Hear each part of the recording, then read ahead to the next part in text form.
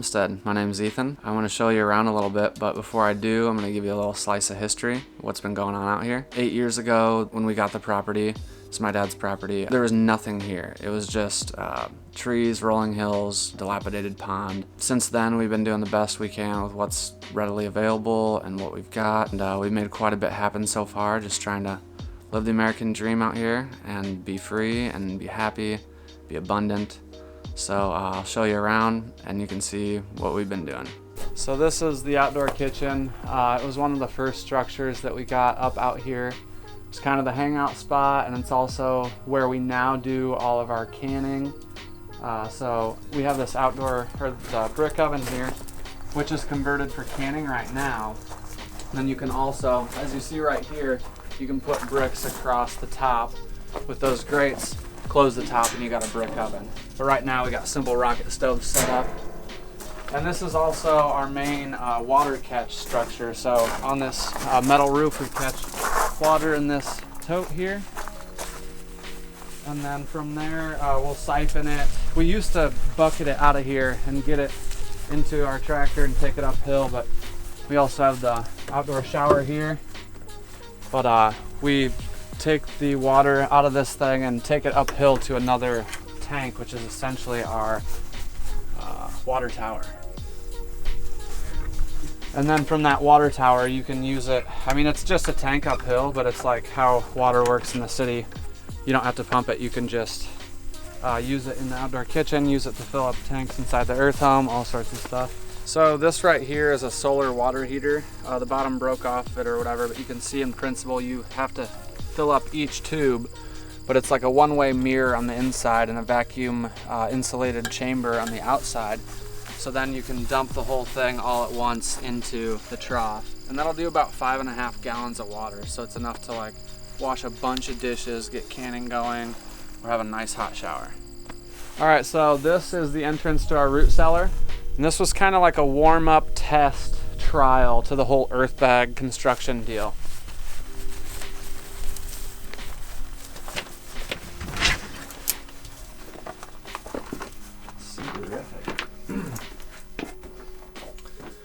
So I hope the lighting is all right and you can see, but it's partially plastered. And you can see here the actual earth bags. Those are filled with just subsoil. It's basically the light-colored soil underneath. It's primarily clay and sand. And when the soil goes into the bag, it's all crumbled, and you moisten it. So then when you tamp it and flatten it, when it dries, it becomes like a brick. And then this stuff here is a earthen lime plaster, and it's got a bunch of biochar or activated charcoal mixed in, which we just made ourselves, and that helps control mold. So like in the winter, which we're getting ready to do right now, you dig up the roots, you put the potatoes, carrots, onions, well, not onions, but you put a bunch of roots in here. You could even put cabbages and apples and stuff like that. But in the summer it tends to get mold problems, so we've been battling that with a natural plaster. And these barn boards here, same deal. They're 3x12s, and there's 3 feet of dirt above our heads right now. So like the whole idea with this cellar is that in the winter it stays just above freezing, and then in the summer we don't really use it right now, but if we can get a handle on the mold, which mainly under control right now, but if we finish the plaster we can use it for fermenting beverages and kimchi foods, etc. So this thing's working pretty good for now, and it was like a big test trial for us when we were doing this earth bag thing. We'd never done it before. You can see right here where we actually had to cut away to put in the door frame. There's some mold there, and it hurts to hit. So it's hard as a rock, and these walls are almost 2 foot thick too, so pretty sturdy. So this here is like our little herb berm right on the just outside the door of the earth home. It's filled with like medicinal and edible herbs, and it's also got a lot of pollinator stuff in it. This is spearmint here. We have 7 different kinds of mint. I think this one's from Washington. These are chives. You have sage. There's a bit of garlic in here. This is a mulberry tree that decided it wanted to grow. Some lemon balm. Then further up we have oregano, thyme. This is valerian, good for sleeping, a medicinal one. There's some like ornamental stuff, a lot of echinacea. You can see like the coneflower, it's already done. We can dig up the roots now. These are 3 years old, so they make excellent medicine. And then most everything in here is perennial, but we do have stuff like cilantro and dill that will just come back on its own and seed really heavily. And then we also have little stuff like rhubarb, and then like this is a service berry or a Juneberry. It's lost most of its leaves already, but it's kind of like a blueberry, but it does a lot better in our region here. So just a big mixture of stuff in here to bring in bees and just to make tea and grab something to cook with. It's a nice functional, beautiful deal we got here. So this is like one of our major skylights on the building, and it's also a vent. So when we pull on a rope down inside of the building, it pops this out, and I won't be able to lift it, but it pops this thing out and lets a bunch of air out of the highest point of the building. Now you can also see we have 55-gallon drums, which we've turned upside down, and those make an excellent skylight as well. Much cheaper than the $300 version they offer, not quite as fancy, but it really bounces the light around, like kind of like a fiber optic effect or something, but it really scatters the light nicely inside the house. So those were good for like around the outside, and then this was like our main one, and we also have solar power. I don't know if the shadow's gonna fuck it, but we've got 4 panels here, and they're about 240 watts a piece, I want to say, and collectively it's 960 watt array for just about a kilowatt of power if they're at full output, but generally it's sized up to be enough to run like a small cabin without any major appliances. So if you have less power, you just have to be smart about how you use it. So these do everything we need them to. All right, so here you see the front of the Earth home, but I'm about to take you over to where all the action happens, and that's the stage.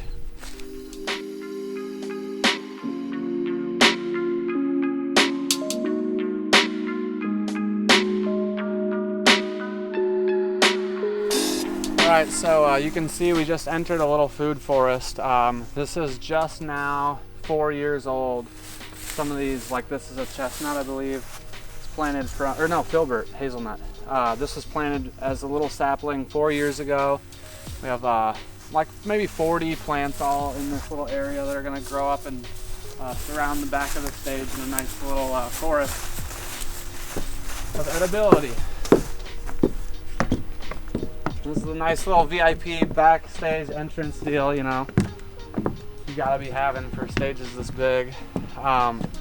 So this thing was built just a couple years ago, and everything we used was salvaged once again, no surprise. So the floorboards are from a barn. There's actually heavy duty trusses underneath my feet right now, and you can tell this thing isn't going anywhere. I mean, it was really overbuilt as far as the deck goes. And like some people said, well, if you ever change your mind, you can turn this into a little house. But the uprights are barn wood as well, 4x6s, and some trusses, the whole shebang. So we might put a tin roof over this and be catching like crazy amounts of water here in a couple of years, but for now we don't know what we'd even do with the water. So this is generally where we use this for many different things, but the main thing, like we have a share fest for Independence Day weekend, and it's just a thing where we share the space with everybody, and everybody comes out and shares what they have and what they like to make a party, and artists come out and share their gift of music, and everybody, even if you got, you know, a hug and a high five, sometimes that's a needed thing for a party too. So we just all get together, potluck style type of party. So this is like ground zero for all that action, and as you can see, we play the music right up into this natural amphitheater. So once this food forest grows up, we'll have like a nice little natural bowl right here between the trees and the earth itself. So out here we We use like a no-till mulch system. We've been doing it for a couple of years now, so we just use grass that we cut from out here, and we rake it ourselves, and it helps keep the weeds down, and it also helps like feed the organisms in the soil, the mycelium, and keep the soil nice and happy and all that good stuff. It's a big bonus to have to weed less, but we have, it's fall now, you can tell the garden's on its way out. We had a nice hard frost recent, but sweet corn and popcorn that we haven't taken down yet. There's some melons we didn't pick. There's some, the big weed out there, it's mullein. We let some weeds grow in here if they're beneficial or useful. And the peppers, basil, Brussels sprouts, some tomatoes, and there's some kale and celery still in this garden yet. We already harvested our onions and garlic and all sorts of stuff. Getting ready for winter.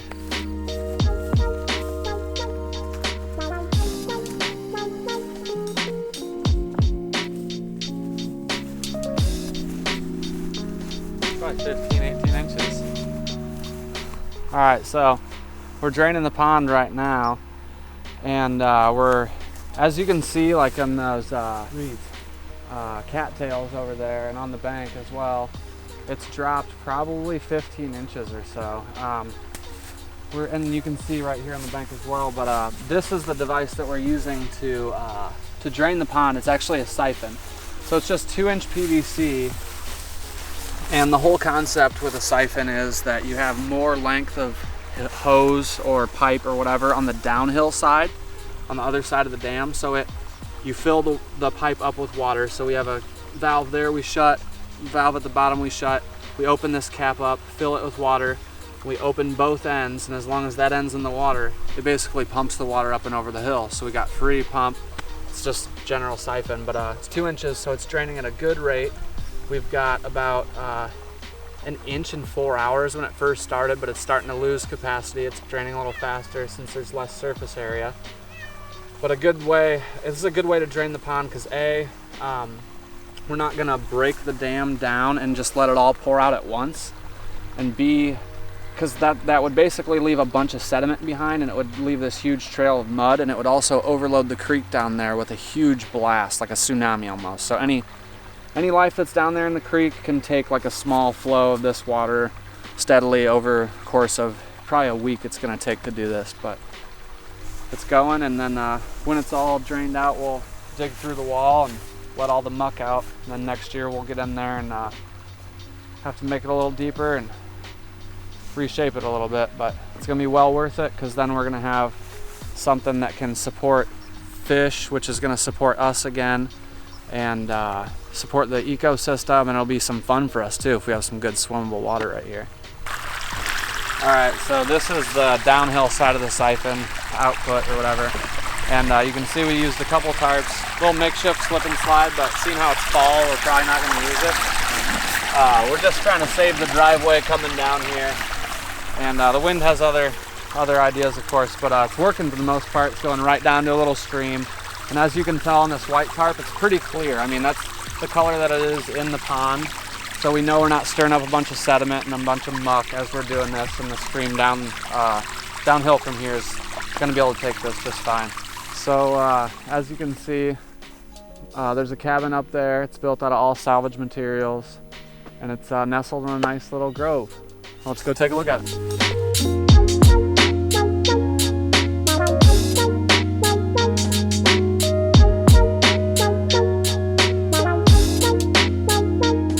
So as you can see, these are like little garden plots here. They've got some sunflowers that have died off now because it's fall. But I'm gonna put some thornless blackberries in there, and there's already some stuff growing wild. There's a little mulberry tree here, just letting grow, and this is some elderberry. Just trying to let it be as wild as it can be.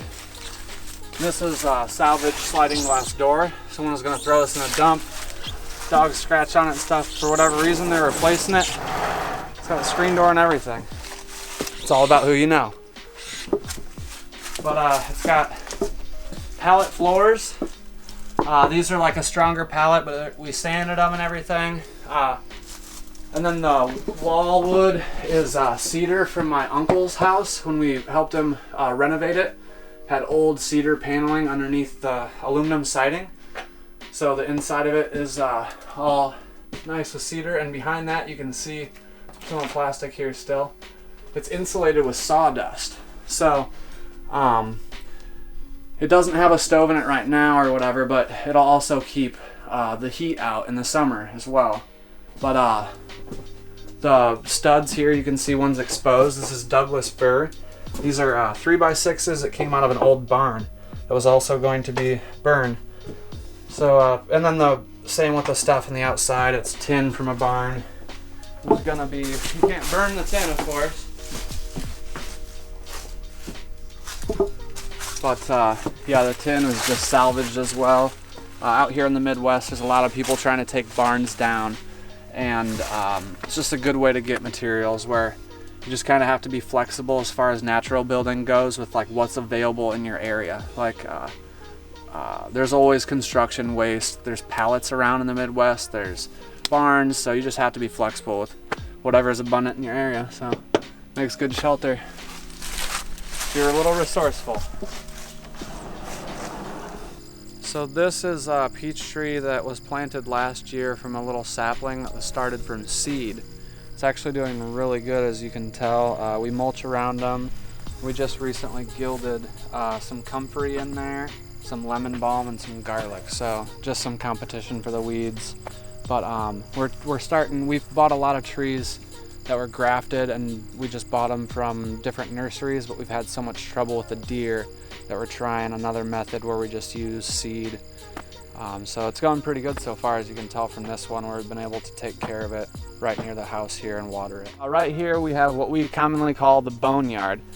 And this is just where we put things that we think are going to be useful, you never know type of stuff, don't want to let it go, kind of halfway hoarding things. So for example, there's like that tin, roofing, siding, whatever you want to call it, some metal roofing there. Crates that we've made out of pallets. You got used windows, old fence posts, concrete block, 55-gallon drums, barnwood, you name it. And then we've even got like little trees in here. This is a heart nut.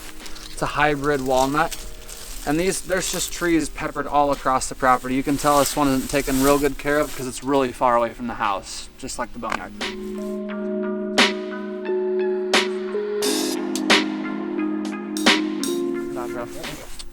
So this is a mobile chicken coop right here. As you can see, it's on wheels. We took an old trailer that nobody wanted anymore, like an old farm trailer, and just built a simple little frame on top of it. We catch water. It's not currently occupied with chicken right now, or laying hens is what it was made for, but this barrel can give them access to water on the inside. And then we had a really bad predator problem, so we had to cage this up, but supposed to be able to get the eggs right there real easy. And then it has a door over here, which is also, okay, it was pegged shut because of the predator problem. But just a real simple deal, some laying boxes on the side, enough to get you some eggs. Another apple tree over here as well. That one's been on the property for probably 7 years. It doesn't have any fruit on it right now because it was a hard year for them, but should next year for sure. Now that you've seen what we've been up to out here, you might be a little discouraged if you're trying to get started, but just remember, 6 years ago, I didn't even know how to use a screw gun, and I got started with a project on my grandpa's pool, and the rest is history. I mean, I didn't even know how to garden 8 or 9 years ago. So you just pick something that you like to do and get some momentum going, find some friends out there. There's other projects going. But yeah, I'm sure you're working on something and it's picking up some steam by now. So hopefully we'll see you here soon, maybe at 2019 ShareFest. Some of you might be wondering where to get started or like how to get involved with a project like this, and I just want to make a quick shout out to the organization WOOF USA, and it's also an international program. It's an acronym for Worldwide Opportunities on Organic Farms. We've been participating in the program, and it's a good way to get involved where volunteers come spend time on organic farms to learn skills and organic farming, and it's just like a cultural exchange too. Good way to travel, and good way to get in touch with some people in your area. And I wanted to also give a big shout out to a bunch of people who have helped with countless projects out here. We don't have enough time in this whole video to name them all or remember everybody who's helped, but that's a big thing too. You get something started, people want to help, so help with a project that's already going, or get a little something going and people are going to jump on the bandwagon.